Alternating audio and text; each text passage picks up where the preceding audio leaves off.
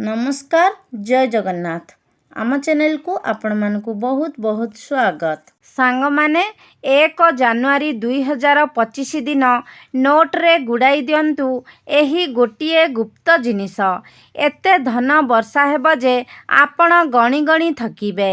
खुशी रे पूरी उठिब आपणक घर परिवार। आपणकर सबु मनस्कामना हेब तुरंत पूर्ण। साक्षात माता लक्ष्मी एवं विष्णु भगवानंकर आशीर्वाद आपण प्राप्त करिबे। सांग माने जहा घटी सारिछि ताहाकु आपण चाहिले मध्य बदलाई पारिबे नाही, किंतु आगकु आसुथिबा समय सुधारिबा आपणक हातरे अछि। आपण मानन्तु कि न मानन्तु संपूर्ण दुनिया ज्योतिष शास्त्र उपरे ही निर्भर करे। सांग माने जेउ ग्रह नक्षत्र गुड़िक आपणक कुंडली रे चलन करुछंती ताहा काहाकु केतेबेले धनी तो काहाकु केतेबेले गरीब करिदिए ताहा केही जानी पारि नथांती। शास्त्र रे स्पष्ट भावरे वर्णित अछि कि आपणक जीवन रे केबे धन आसीबो एवं केबे धन सरीजिबो से सबु ग्रह चलन उपरे ही निर्भर करे। शास्त्र रे एहा मध्य लिखित अछि कि जदि जणे व्यक्ति कर्म भल करिथाए तेबे तार कुंडलीर ग्रह नक्षत्र तार साथ देइथांती, तार उन्नति पथरे सहायक होइथांती। एही भिडियो रे कुहा जाउथिबा महा उपाय को प्रयोग करी आपण निज भाग्य को बदलाई पारिबे। सांग माने एही उपाय को करिदेले जे आपणकु धन प्राप्ति होइजिबो ताहा नुहे। एही उपाय को 1 जानुआरी 2025 दिन करिदेले आपणकर भाग्य बदली जिवो, आपणकु धन प्राप्तिर जोग खोली जिवो। तेणु उपायटिकु विधि विधानर सह संपूर्ण भावरे करंतु एवं सबु किछि जानिबा पाई भिडियोटी को स्किप न करी शेष पर्यंत निहाती देखंतु एवं भिडियो को गोटे लाइक करी चैनल टी को सब्सक्राइब करी दियंतु एवं कमेंट बॉक्स रे श्रद्धा और भक्तिर सह जय मां लक्ष्मी निश्चय लिखंतु।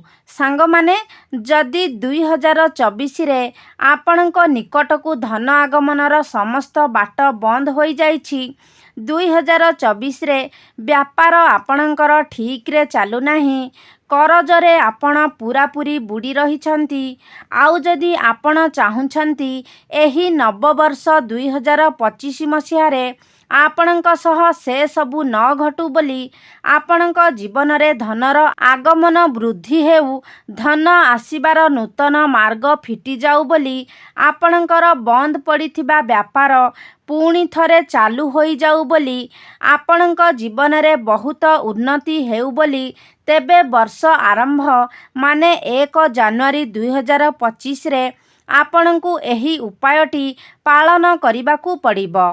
तंत्र शास्त्र एवं ज्योतिष शास्त्र अनुसारे मु किछि उपाय एही वीडियो माध्यम रे कहिबी। शास्त्र रे सफा सफा लेखा अछि जे धन देबा मां लक्ष्मींकर हातरे थाए, किंतु केउ व्यक्ति को केते धन दियाजिबो एहा भगवान विष्णुंक हातरे थाए। जदि जणे व्यक्ति निजर पूजा आराधना रे मां लक्ष्मी एवं विष्णु भगवान को संतुष्ट करि दिए तेबे तार भाग्य चमकी उठे। से व्यक्ति को एते धन मिलिबा आरंभ होई जाए जे से व्यक्ति को कौनसी प्रकारर धन संबंधी असुविधार सामना करिबाकू पड़ी न थाए। ज्योतिष शास्त्र रे 2025 रे ग्रह चलन को बुझी जदि आपण 1 जानुआरी को एही उपाय करिनेबे तेबे एतिकी विश्वास रखंतु जे नुआ वर्ष रे आपणकु धनर अभाव हेब नाही। एही उपाय को करिनेले आपणकर उन्नति हेब, आपणकु धन आगमनर नूतन मार्ग फिटी जिवो, आपणक सह आपणक पूरा परिवार उपरे ए उपायटीर सकारात्मक प्रभाव पड़िबो। एहा सह परिवारर उन्नति मध्य हेब। एही भिडियो रे मु आजी କିଛି ଏମିତି ଉପାୟ କହିବି ଯଦି ଆପଣ ଏହାକୁ 2-4 ମିନିଟ୍ ବାହାର କରି ବିଧି ବିଧାନର ସହ ପାଳନ କରିନେବେ ତେବେ ମାନିକି ଚାଲନ୍ତୁ ଯେ ପୁରା ବର୍ଷ ସାରା ଆପଣଙ୍କୁ ଧନର ଅଭାବ ହେବ ନାହିଁ। ମା ଲକ୍ଷ୍ମୀ ଓ ବିଷ୍ଣୁ ଭଗବାନଙ୍କର କୃପା ବର୍ଷଯାକ ଆପଣଙ୍କ ଉପରେ ରହିବ।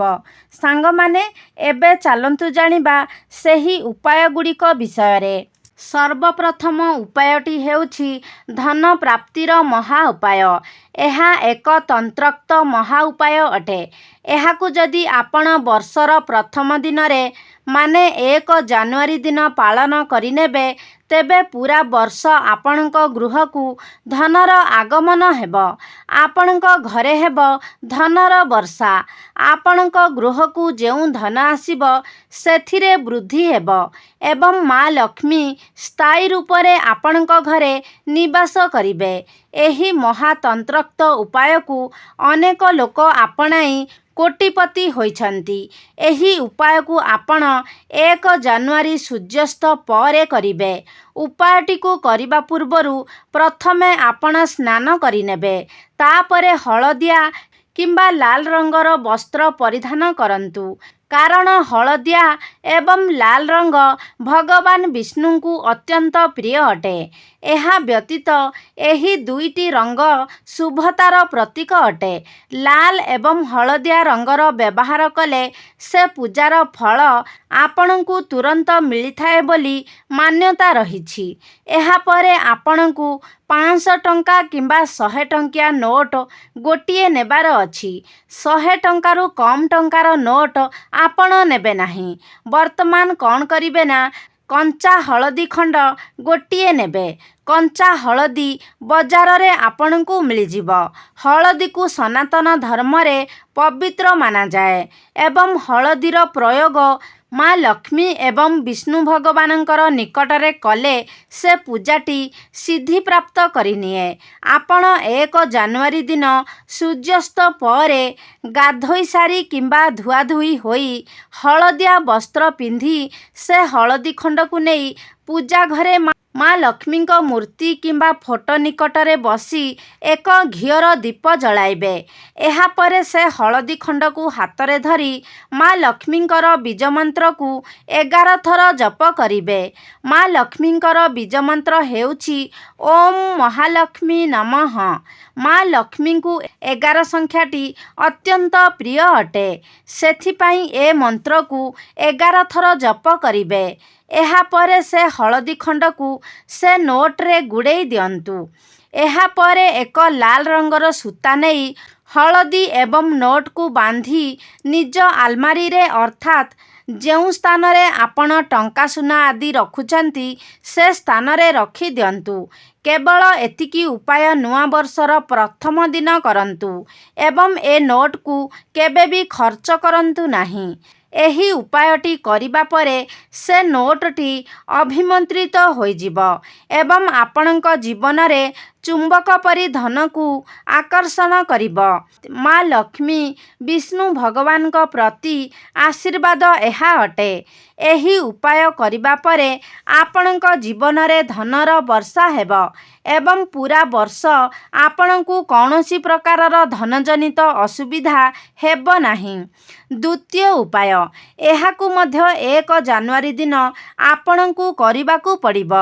1 ଜାନୁଆରୀକୁ ସକାଳୁ ଉଠି ଗାଧୋଇ ସାରି କିଛି ଖାଦ୍ୟ ଗ୍ରହଣ ନ କରି ଗୋଟେ ନଡ଼ିଆ ନେଇ ମନ୍ଦିରକୁ ଯାଆନ୍ତୁ ଏବଂ କେହି ଗରିବ ଲୋକଙ୍କୁ ଦେଖି ସେ ନଡ଼ିଆଟିକୁ ଦାନ କରିଦିଅନ୍ତୁ।